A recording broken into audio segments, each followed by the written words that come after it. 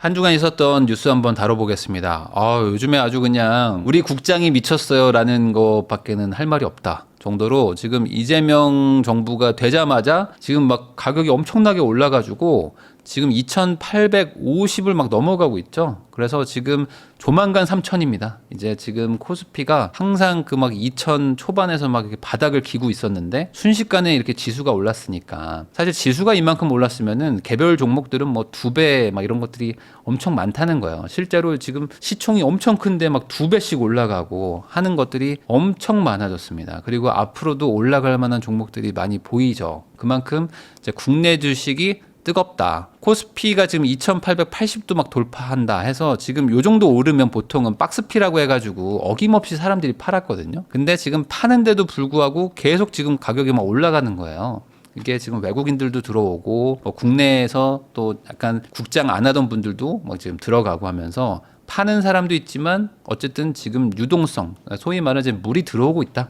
라고 보시면 될 것 같습니다. 자, 지금 코스피 떨어진다에 1,400억을 쓸어 담은 뭐 개미들 비명 뭐 이런 얘기들도 있는데 항상 이런 거는 동전의 양면처럼 뭐 올라간다는 거에 베팅하시는 분들도 있지만 이럴 때 항상 또 이제 인버스에 투자하시는 분들도 있죠. 그래서 지금 인버스 투자하신 분들은 좀 엄청난 지금 타격을 받았을 겁니다. 이 투자라는 것 중에서 롱과 숏이 있다면은 그래도 좀 롱에 베팅하시는 게 물려도 롱에 물리라는 말이 있잖아요. 그런 것처럼 숏은 정말 조심하셔야 되는 거죠. 자, 지금 환율도 많이 내려가고 있어요. 그만큼 외국인들이 지금 국내에 뭐 주식 사러 오고 지금 환율이 내려가기 때문에 더 들어오는 이런 것들도 있죠. 그러니까 점점 더 환율이 좀 내려가는 분위기고 이 환율이 되게 높아가지고 걱정들을 많이 했잖아요. 환율 높으면 수입 물가도 높아지고 뭐 이것 때문에 금리를 낮추는 것도 부담되고 했었는데 환율이 이렇게 쭉 내려가 주니까 이제 지금 새 정부가 추진하는 뭐 유동성도 풀고 그리고 이제 뭐 금리도 좀 낮추라고 하고 하는 것들을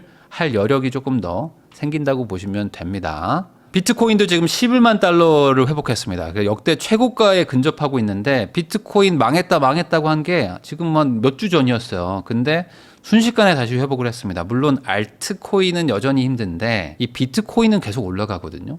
저도 비트코인 가지고 있지만 우리나라 사람들은 비트코인 투자를 잘 안 한다고 하더라고요. 대부분 다 알트코인 위주로만 사고 하는데 이게 참 저도 안타깝지만 비트코인을 사도 충분히 돈을 벌 수 있는 것 같은데 항상 한 방을 노리다가 또 이제 이렇게 꼬이는 것 같아요. 어쨌든 지금 비트코인도 가격이 막 올라가고 있다. 한마디로 지금 전반적으로 자산 시장이 많이 올라가고 있는 분위기입니다. 왜 그럴까 보면은 전 세계적으로 유동성을 지금 불리고 있어요. 자, 지금 유럽에서도요. 금리를 계속 낮추고 있고요. 미국에서도 금리 낮추라고 계속 얘기를 하고 있습니다. 그래서 지금 연준 의장이 파월입니다. 파월 연준 의장이 뭐 사임을 했다 해가지고 뭐 그게 뭐 속보도 뜨고 막 했었는데 사실은 뭐 아니었지만 사실상 사임을 막 시키려고 트럼프가 막 계속 압박을 하고 있습니다. 트럼프 대통령이 연준 의장이 뭐 그만둔 것도 아닌데 연준 의장은 막 결정하겠다고 막 하면서 후임 의장들을 막 얘기를 하고 있습니다. 그러니까 그만큼 금리 인하를 해라. 지금 약달러 가고 막 해야 되는데 지금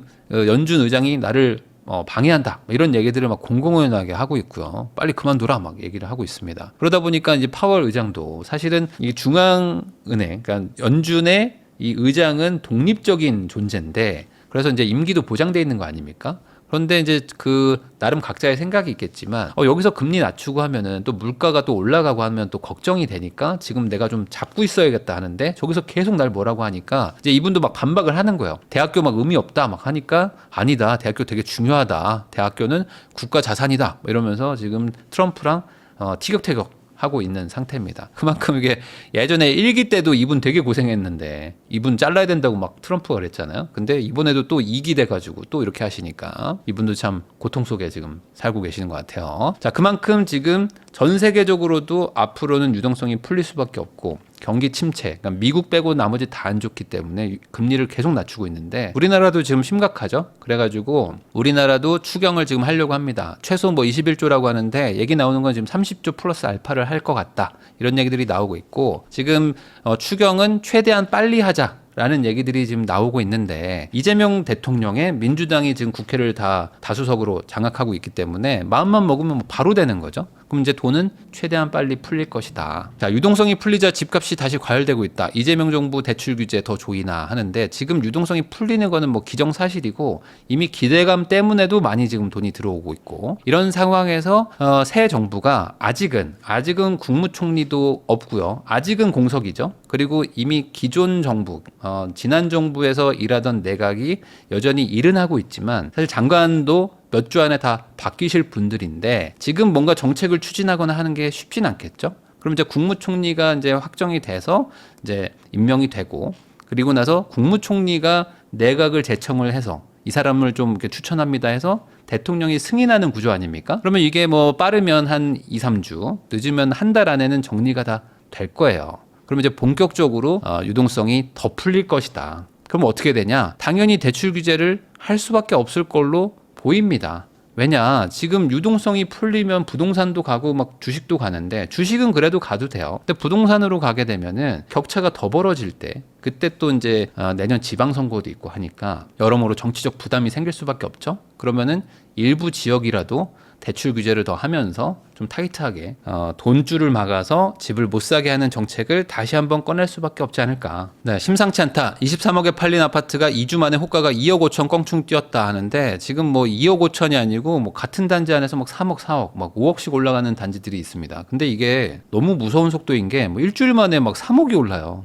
일주일 안에 3억이 오르는 게 말이 되나 싶을 정도로 아니 지난주에 샀으면 3억 싸게 샀다고? 무슨 3억이 뭐 A 이름도 아닌데 일주일 만에 3억이 오르는데 그 3억이 오른 걸 또 사겠다고 사람들이 오니 이게 도대체 뭔가 싶을 정도로 지금 엄청나게 빨리 올라가고 있습니다. 왜냐? 지금 사람들이 유동성 풀려서 집값 올라가기 전에 더 빨리 사야겠다 라고 다 같이 지금 쏠리다 보니까 사실 이게 지금 대선 전에 사라 이런 얘기 제가 많이 했었잖아요. 왜냐면은 그 전에 좀 사야 될 것 같다 했는데 많은 분들이 이제 대선을 보고 정책이 어떻게 될지 정치적 불확실성이 해소되면 그때 사야겠다라고 마음 먹었다가 이제 정치적 불확실성이 해소되니까 다 같은 마음으로 이제 이동을 하시는 거죠. 자, 잠실은 금매가 30억이에요. 토어제 구역의 신고가가 계속 찍힌다. 그러니까 지금 토어제를 더 광범위하게 묶어가지고 거래를 좀 막으려고 했는데 거래량은 조금 줄었는데 거래액 자체는 계속 올라가고 있습니다.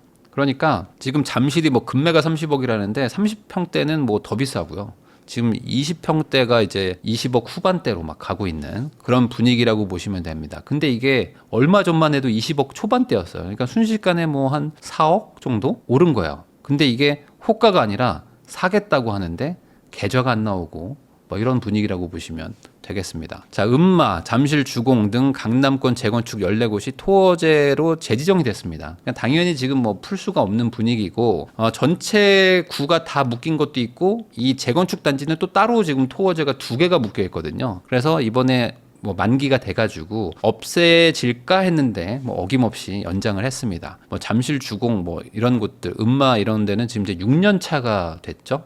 그러니까 벌써 오래됐어요. 그러니까 6년 동안 계속 여기는 실거주자만 살 수 있고 뭐 무주택자만 살 수 있고 뭐 이런 것들이 계속돼 왔던 겁니다. 그러다 보니 이제 매물도 없고 하나 나오면 또 비싸게 팔리고 뭐 이런 상황이에요. 음마가 작년에 30억대 막 초반에 막 그랬는데 지금 40억입니다. 한 달 만에 1억 뛰었다. 서울 전셋값 신고가 행진 해가지고 지금 전셋가도 같이 올라가고 있어요. 그래서 이 전셋가가 가장 문제인데 매매가는 매수 수요를 좀 잠재우면 조금이라도 좀 지연을 시킬 수가 있는데 전세는 지금 방법이 없어요. 전세는 공급을 많이 하지 않으면 전세를 뭘로 막습니까? 사실 사람들이 이 동네에 와서 살고 싶다고 하는데 살지 말라고 해야 되는 거잖아요. 매수야 사실 뭐 집을 못 사게 하면 그 사람이 거래를 안 하면 매매가는 그냥 호가일 뿐이 되는 거잖아요. 근데 전세는 사람들이 무조건 살아야 되니까 2년마다 4년마다 무조건 계약을 해야 됩니다. 매매는 좀 나중에 계약을 해도 되죠. 뭐 2년 더 전세 살고 계약하면 되지 뭐 집 사면 되지 뭐 하지만 전세는 무조건 계약을 해야 되니까 전세 수요를 막을 방법은 없어요. 그러면 이제 지방에 가서 살게 하거나 경기도 외곽으로 나가서 살게 하거나 아니면 서울에 대규모 공급을 해야 됩니다. 신축 아파트 같은 걸 대규모 공급을 해야 되는데 올해 하반기도 그렇고 내년은 역대급으로 적어요. 그러니까 전세는 뭐 상승이 필연적이죠. 근데 이 상황에서 뭐 유동성도 풀리고 추경도 하고 뭐 금리도 내려가고 하면은 전세는 뭐 이제 상승세로 갈 수밖에 없다. 그러면 전세가 오르든 월세가 같이 올라가든 이래나 저래나 지금 이제 임차인 분들은 상황이 좋지가 않고요. 그러니까 당연히 기존에 있는 분들은 계약갱신 청구권을 쓸 수밖에 없겠죠. 2+2 쿠폰이 있잖아요. 그 쿠폰을 무조건 쓰실 거고, 그러면 새로 들어오는 분들 입장에서는 그 엄청나게 높은 전세를 또 맞추고 들어와야 됩니다. 그러니까 이게 또 악순환이 생기는 거예요. 그러니까 2+2를 빨리 없애야 됩니다. 진짜로. 2+2를 없애고 2년으로 돌아가든 3년으로 단일화를 하든 해야 되는데, 이게 안 바뀌네요. 이게 참 안 바뀌니까 4년마다 이런 일들이 반복됩니다. 집값이 11주 만에 가장 큰 폭으로 상승을 했다. 이재명 정부는 어떤 카드를 꺼낼까? 아직은 정책을 발표할 수 있는 상황은 아니죠. 현실적으로 쉽지는 않습니다. 지금은 내각을 구성을 해야 되고 뭐 그런 것들을 해야 되니까 당장은 안 됩니다. 그리고 지금 정부 부처를 통폐합하려고 하는 게 있어요. 뭐 통합도 하고 뭐 일부는 좀 뭐 분리도 하고 뭐 이런 것들을 하거든요. 그러니까 정부 부처를 먼저 구조를 짜고 거기에 장관들을 임명을 하고 그 다음에 이제 정책들이 나올 거라서 당장 오늘부터 한 2주에서 한 달 사이가 어찌 보면 부동산 정책이 나오지 않는데 그냥 시장에 맡겨져 있는 그런 상황으로 갈 수도 있습니다. 그래서 지금 막 단기적으로 엄청 과열된 지역들이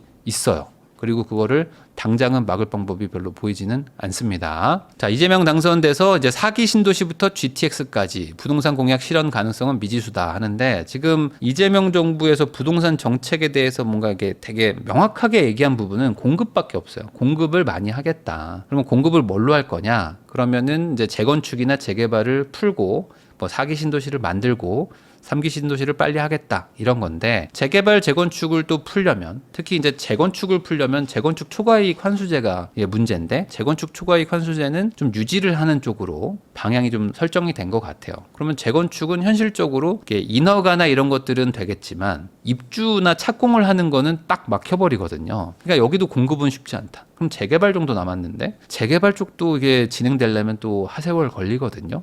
그래서 지금 부동산 공약이 실현 가능하냐라고 얘기할 때 애매하다라고 지금 언론이나 시장에서 평가를 하는 거고요. GTX 관련해 가지고는 아마 좀 의지가 강력할 것 같아요. GTX는 조금 어떻게든 과거에 발표한 것도 있고 여러모로 지금 경제 살리기도 해야 되고 SOC 예산을 많이 풀어야 되는 것도 있기 때문에 이런 쪽으로 좀 추진은 하되, 주거 공급, 뭐 전세가 안정 이런 쪽으로는 당장 뭔가 뾰족한 방법이 보이지는 않습니다. 자, 부동산 규제 최소화, 제초하는요 해가지고 제가 말한 건데, 지금 규제를 최소화하겠다는 게 정부의 지금 현재까지의 공식 입장이에요. 그러다 보니까 규제를 안 하면 시장에 맡기는 건데, 이 시장이 지금 정확하게 시장에 맡기는 것도 아니거든요. 그러니까 다주택 규제는 딱 돼 있고 임대차 3법은 여기 딱 이렇게 있는데, 시장에 맡기면 왜곡돼 있는 구조 때문에 가격도 왜곡되는 거 아니겠습니까? 똘똘한 한 채로 지금 막 몰려가고 있는데 이대로 그냥 시장에 맡길 수는 없는 거겠죠. 그러니까 똘똘한 한 채라는 구조가 유지되려면 대출 규제든 수요 규제를 할 수밖에 없고, 근데 수요 규제랑 이런 걸 안 하겠다? 그러면 똘똘한 한 채의 이 선호도를 만들었던 그 다른 정책을 없애줘야 되는데, 이거를 없앨까? 아니면은 규제를 더할까? 이게 지금 향후 이재명 정부의 부동산 정책의 핵심 그 키포인트일 것 같아요. 자, 빌라 사서 6년 임대하면 1주택 특례, 부활한 단기 임대 효과 거둘까 해가지고 뭐 이런 거 나오는데, 지금 아무도 관심 없죠. 6년짜리 단기 임대가 이제 부활을 했고, 예전에는 3년이었고요. 아주 옛날에는 3년이었고, 제가 투자 시작하려고 했던 2010년대 초반에는 5년이었고요. 그 다음에 4년 했다가 8년으로 늘리고 뭐 10년으로 갔다가 지금은 또 6년으로 바꾸는, 한마디로 임대사업자는 정말 누덕입니다. 누덕이고, 지금 뭐 아파트는 또 못하고 뭐 빌라랑 오피스텔만 할 수 있고 막 이래요. 이거 할 사람이 누가 있을까라고 해보면 저는 안 할 것 같아요. 안 할 것 같고, 아마 대다수 임대사업을 시도해봤던 아니면 경험해봤던 분들은 내가 다시는 안 한다, 난 다시는 안 해 하고 있고 이를 갈고 있기 때문에 이건 아마 의미가 없을 것이다. 그래서 이번에 이재명 정부에서 만약에 전세를 좀 안정화시키고 싶다 하면은 이 민간 임대사업자 있잖아요. 이 등록 임대사업자를 엄청난 혜택을 주고 아파트부터 다 풀지 않으면 현실적으로 어렵거든요. 근데 이거를 푼다? 그러면 약간 예전 문재인 정부 때 초기가 또 떠오른단 말이죠. 그러니까 이것도 또 정치적으로 또 어려움이 있을 것이고, 이도저도 못하는 되게 사면 초과의 상황으로 저는 보입니다. 청와대 수리해서 들어간다는 얘기가 나왔죠. 그러다 보니까 세종시 집값이 또 기대감이 꺾이고 있나 봐요. 세종시 투자에 대해서는 좀 조심해라 이런 얘기를 많이 했지만 사실 또 기대감이나 어떤 그런 투기 심리라는 거를 막을 수가 없습니다. 그래서 이제 세종시도 많이 올랐는데 장기적으로 가겠지만 우선은 청와대로 들어가겠다. 그리고 장기적으로 검토하겠다. 뭐 이런 거로 지금 결론이 났어요. 그래서 결과적으로 세종시는 또 이제 마지막에 들어가신 분들은 또 이제 고생을 좀 하실 수도 있고요. 다만 세종시 자체는 이제 공급이 당장 또 이제 끊깁니다. 또 없기 때문에 좀 지켜보시면 약간은 또 좋아지지 않을까. 과거보다는 좀 좋아질 것 같은데 그래도 마지막에 들어가신 분들은 좀 고생을 할 것 같아요. 무주택자만 신청하는 무순위 청약 줍줍이 시작됐다. 그래서 이게 예전에 그 동탄이었죠. 동탄 롯데캐슬이었나요? 그게 뭐 300만 대 1 뭐 그렇게 했었잖아요. 그때 유주택자, 무주택자 할 것 없이 모두가 이 무순위 청약을 할 수 있게 풀어줬던 그러면서 300만 명이 신청을 했는데 이걸 다시 무주택자만 신청할 수 있게 막았습니다. 이게 왜 풀렸는지 아시죠? 둔촌주공 분양 안 될까봐, 둔촌주공 미분양 날까봐 둔촌주공구 분양할 때 원래는 무주택자였는데 유주택자도 다 같이 할 수 있게 풀어줬었죠. 그리고 이제 이 청약 시장이 막 호황이 되니까 다시 또 이제 유주택자는 빼버렸습니다. 한마디로 이제 유주택자들은 상황 안 좋으면은 넣어주고 조금 뭐 과열되면 빼버리고 막 이래요. 항상 그렇습니다. 그래서 이번에는 이제 다시 또 무주택자들만 무순위 청약을 하는데 무주택자만 청약을 한다고 해서 청약이 당첨이 될까? 이것도 뭐 한 100만 대 1, 뭐 150만 대 1 뭐 이렇게 찍힐 텐데. 그러니까 어차피 이 무순위 청약을 뭐 노리는 것 자체는 뭐 큰 의미는 없다고 보고요. 이거는 그냥 뭐 전 국민 로또 같은 거지. 로또가 당첨되기를 기대하면서 인생 계획을 세우는 사람은 없잖아요. 그러니까 이런 것들을 너무 기대하지는 말자. 전세 계약 끝나가지고 이사 가려니까 집주인이 보증금 못 준다. 세입자 구하고 나가라. 뭐 황당하다. 뭐 이런 기사들도 뜨는데 결국에 전세의 가장 큰 문제는 그거죠. 전세가 끝나고 나서 결국에 돈을 받아야 되는데 집주인이라는 어찌 보면 그냥 개인이죠. 내가 모르는 그냥 제3자. 나랑 아무 일면식도 없는 사람과 계약서 한 장 믿고 내가 그 사람한테 몇 억을 맡긴단 말이에요. 근데 이 사람이 나한테 돈을 준다는 보장은 없죠. 그리고 대부분 그 돈을 주는 것도 새로운 세입자를 받아서 주기 때문에 이거를 못 받을 수도 있는 거 아니겠습니까?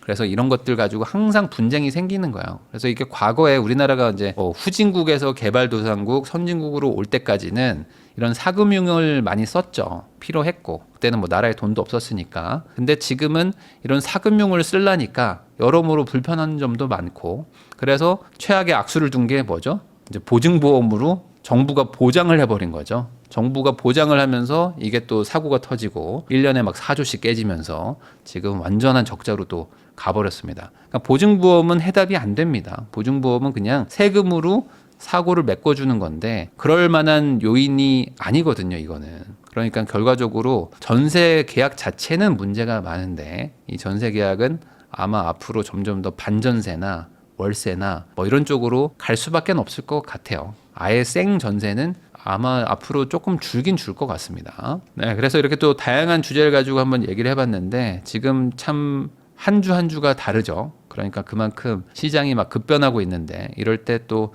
마음이 너무 조급해가지고 잘못된 선택을 하지 않으시라는 또 마음도 들고 걱정도 되고 좀 그렇습니다. 지금은 초보자들이 되게 좀 조심해야 되는 시기로 보여요.